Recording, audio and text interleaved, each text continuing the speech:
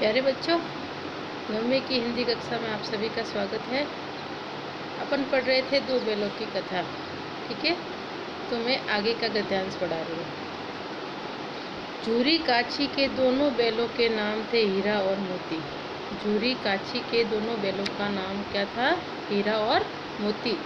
दोनों पछाई जाति के थे। दोनों कौन सी जाति के थे? पछाई जाति के। देखने में सुंदर, काम में चौकस, डील में ऊंचे।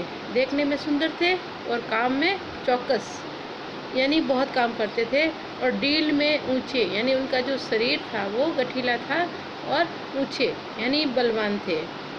बहुत दिनों साथ रहते रहते दोनों में भाईचारा हो गया था। बहुत दिनों तक वो साथ साथ में रह रहे थे, इसलिए दोनों में भाईचारा हो गया यानी दोनों भाइयों की तरह रहने लगे। दोनों आमने सामने या आसपास बैठे हुए एक दूसरे से मुख भाषा में विचार विनिमय करते थे। दोनों आसपास बैठे हुए मुख भाषा में चुपचाप, क्योंकि जानवर बोलते नहीं है, तो एक दूसरे से मुख भाषा में विचार विनिमय करते हैं। मौन भाषा में वो विचार विनिमय करते।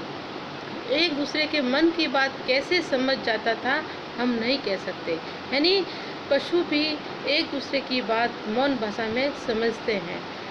तो वो एक दूसरे की बात कैसे समझ जाते थे, वो लेखक कह रहा कि हम नहीं कह सकते। अवश्य ही उनमें कोई ऐसी गुप्त शक्ति थी, यानी लेखक कह रहा है कि अवश्य ही उनमें ऐसी गुप्त शक्ति थी जिससे जीवों में श्रेष्ठता का दावा करने वाला मनुष्य वंचित है। यानी जीवों में जो श्रेष्ठता का दावा करने वाला जो मनुष्य है वो वंचित है। अर्थात पशु भी मनुष्यों की तरह अपनी बात मुख भाषा में बात कर सकते हैं, यानी वो बोल नहीं पाते हैं, लेकिन उनकी जो संवेदनशीलता होती है वो मनुष्यों के समान ही होती है। दोनों एक दूसरे को चाट कर और सूंघ कर अपना प्रेम प्रकट करते। दोनों जो बैल थे वो क्या करते थे? एक दूसरे को चाट कर और सूंघ कर अपना प्रेम प्रकट करते। कभी कभी दोनों सींग भी मिला लिया करते थे। कभी कभी वो दोनों अपना सींग भी मिला लिया करते थे। विग्रह के नाते से नहीं, केवल विनोद के भाव से। वो सींग जब मिलाते थे, इसका मतलब विग्रह यानी वो लड़ाई नहीं करते थे, ऐसे ही अपने दोनों मस्ती करते थे। और केवल विनोद के भाव से, यानी विनोद यानी उनको जो मस्ती सूझती थी, मजाक सूझती थी, तब वो ऐसा करते थे। आत्मीयता के भाव से, एक दूसरे के प्रति मन में आत्मीयता का भाव था।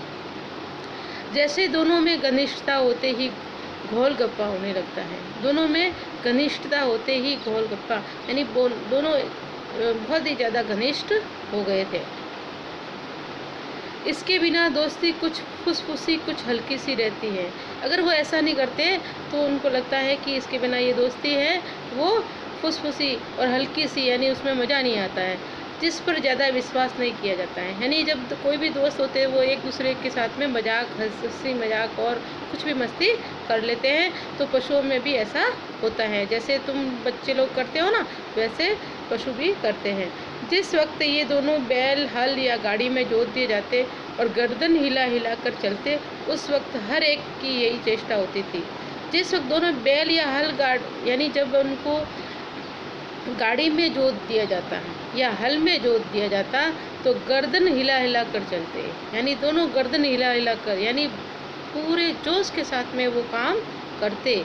उस वक्त हर एक की यही चेष्टा होती। दोनों जैसे वो समझता कि मैं ज़्यादा काम करूं और ये समझता कि मैं ज़्यादा काम करूं। दिन भर के बाद दोपहर या संध्या को दोनों खुलते तो एक दूसरे को चाट चूट कर अपनी थकान मिटा लिया करते। दिन भर की थकान के बाद में दोपहर में या संध्या को उनको खोल दिया जाता, तो वो क्या करते थे? एक दूसरे को चाट चूट कर अपनी थकान मिटा लिया करते। एक दूसरे को वो चाटते थे और अपनी थकान मिटा लिया करते थे। नांद में खली भूसा पड़ जाने के बाद दोनों साथ उठते हैं। फिर उनकी नांद यानी जो खाने की जो जगह थी, नांद कहते हैं जहाँ पे उनको भूसा या चारा डाला जाता है। तो नांद में खली भूसा पड़ जाने के बाद दोनों साथ उठते, साथ नांद में मुंह डालते और साथ ही बैठते थे। एक मुंह हटा लेता तो दूसरा भी हटा लेता था। यानी जब उनको खाना दिया जाता था तो खाने की जगह को क्या कहते हैं? नांद। और जब वो नांद में खाना खाने के लिए जाते थे तो क्या करते थे? दोनों एक साथ में ही खाते थे। ठीक है, धन्यवाद।